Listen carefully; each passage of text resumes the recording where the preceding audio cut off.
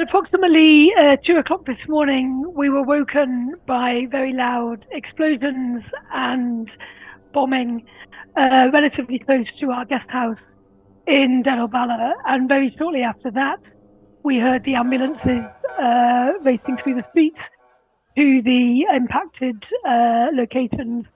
And then as the evening or the morning unfolded, we were obviously being updated in terms of the bombardment that had been taking place across the Gaza Strip, not only in Deir al-Balah, but also understanding now that that had happened also in North Gaza and across the whole of Gaza. Reading reports of over 400 people that have been killed in this aerial strikes and the bombardment.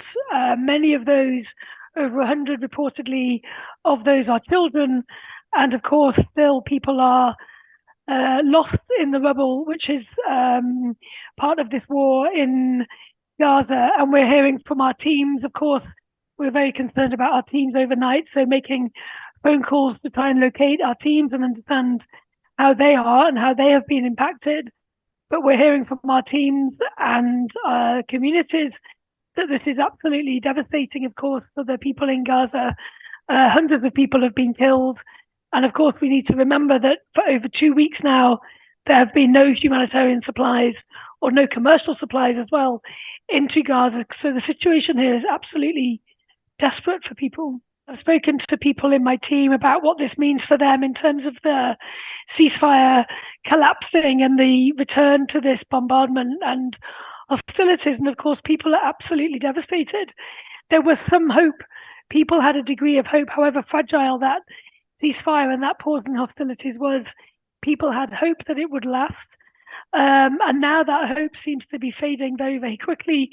And people, of course, are absolutely exhausted by the last 17, 18 months of the war. People asking, how can I find the strength to carry on, given this massive turn of events overnight? And people, again, living with this heightened anxiety and fear. We've seen people in North Gaza being given evacuation notices, going back to the whole duration of the war where evacuation notices were given at very short notice. So people living in absolute fear. And of course, Save the Children are very concerned for the impact that this has on children, on their physical health, but also on their mental health, the disruption that it will be to learning. Every aspect of a child's life is impacted by this turn. I think in Gaza, people have to retain hope. And they hope that there is a return to a pause in hostilities. But as of today, in the last 24 hours, that has been very much challenged by this event that continues to take place across the whole of Gaza. People are at this heightened anxiety and heightened alert to understand where and if and where these evacuation notices will come into effect. But of course, overnight at 2 o'clock in the morning, no evacuation notices were given. There was no warning for this onslaught across Gaza. In Ramadan, which is obviously the holy month across the whole of Gaza, people are devastated by this turn of events, by this onslaught that has affected people in Gaza. I mean, I think, you know, we have been living through 17, 18 months of conflict, and war in the last couple of months has given some respite for people here. But it's, again, devastating for people here that this has started again, and the uncertainty that that brings.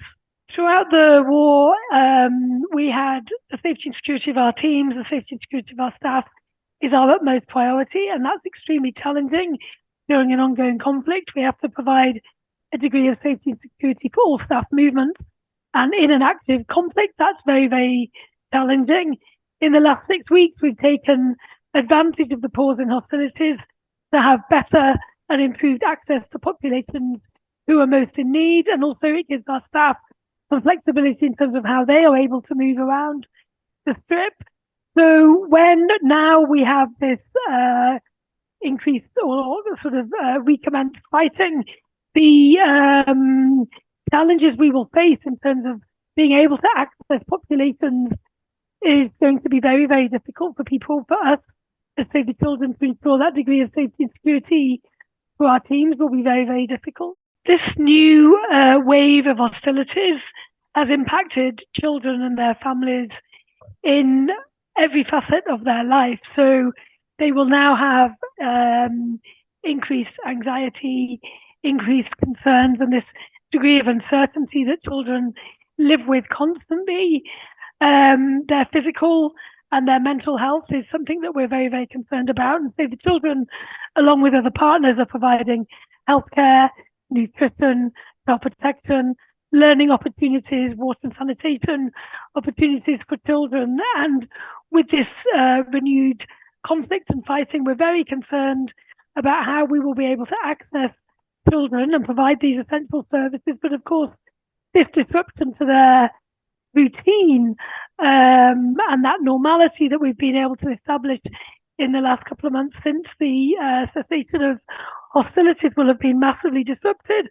So the triggers that will have on children, reminding them, of course, of the conflict that they've been living through for the last 18 months will be devastating, will be very, very impactful for children.